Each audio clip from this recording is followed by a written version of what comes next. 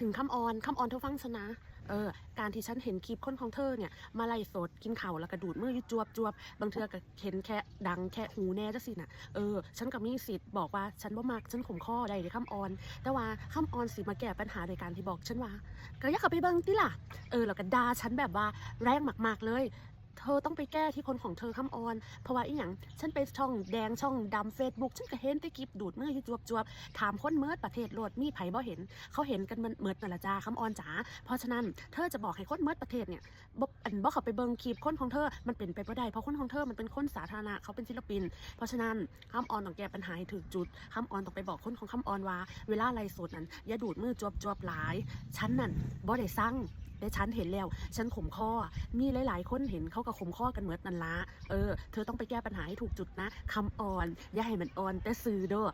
บ่อยากให้มันออนมองนี่น้ำคำออนเธอต้องแก้ปัญหาให้ถูกจุดเกตบอคำออน